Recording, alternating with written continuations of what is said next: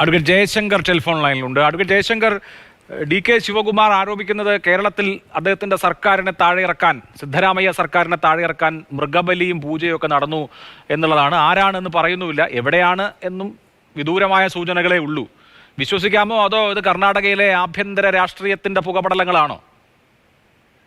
അല്ല, D K ശിവകുമാറിന്റെ വിശ്വാസ്യതയെ കുറിച്ച് ഉള്ള സംശയങ്ങൾ ഇപ്പൊ നിങ്ങൾക്കുള്ള പോലെ എനിക്കുണ്ട്. രാഷ്ട്രീയ എതിരാളികളെ കുറിച്ച് പല അസഭ്യങ്ങളും പല അനാവശ്യങ്ങളും അങ്ങോട്ടും ഇങ്ങോട്ടും ആരോപിക്കും. കേരളത്തിനേക്കാൾ മോശമാണ് ആ കാര്യത്തിൽ കർണാടക.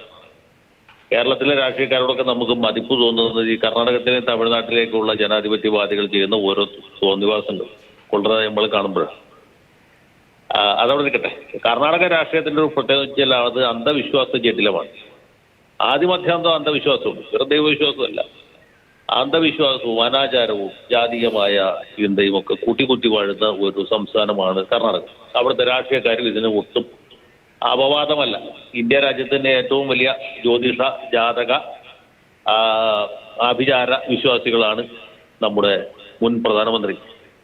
മതേതര ജനതാദളിന്റെ പരമോന്നത നേതാവായിട്ടുള്ള ദേവഗൌഡയും അദ്ദേഹത്തിന്റെ പ്രധാന രാഷ്ട്രീയ എതിരാളി ഇപ്പോൾ സഹകാരിയുമായിരിക്കുന്ന BS യെദ്യൂരപ്പയും ശിവകുമാറും അദ്ദേഹത്തോടൊപ്പമുള്ള ആളുകളൊന്നും മോശമല്ല. അവരൊക്കെ ഇതിന് തന്നെ കിടപിടിക്കുന്ന ആളുകളാണ്. അവിടെ ഈ ജ്യോതിഷികൾ പറയുന്നതനുസരിച്ചാണ് എല്ലാ കാര്യങ്ങളും ആളുകൾ ചെയ്യുക.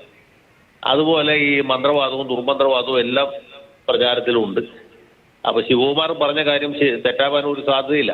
ഇനി ശിവകുമാറും സംഘവും ആർക്കൊക്കെ ഇതുപോലുള്ള കലാപരിപാടികൾ ചെയ്തിട്ടുണ്ട്, ബ്ലാക്ക് മാജിക് നടത്തിയിട്ടെന്ന് മാത്രം നമ്മൾ അന്വേഷിച്ചാൽ മതി.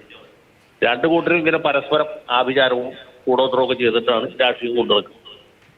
അത് കർണാടകത്തിൽ മാത്രമല്ല, കേരളത്തിലും ചില നേതാക്കന്മാർ ഇതുപോലെയൊക്കെ ചെയ്യുന്നുണ്ട്. അതിന്റെ വിശദവിവരങ്ങൾ പിന്നീട് പുറത്തു വരും. ഏതായാലും ഇതൊരു പുതിയ കാര്യമാണെന്ന് എനിക്ക് തോന്നുന്നില്ല.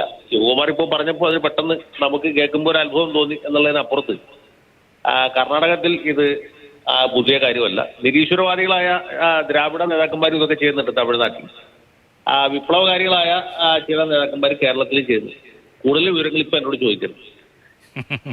എന്തായാലും ആഭിചാരം, കർണാടക സർക്കാരിനെ വീഴ്ത്താൻ ആഭിചാരമുണ്ടായി, കൂടോത്രമുണ്ടായി, മന്ത്രവാദമുണ്ടായി എന്നൊക്കെയാണ് ഡി കെ ശിവകുമാർ ആരോപിക്കുന്നത്. ജനാധിപത്യത്തിന്റെ പോക്ക് എന്തായാലും അത്ര ഗുണകരമല്ല.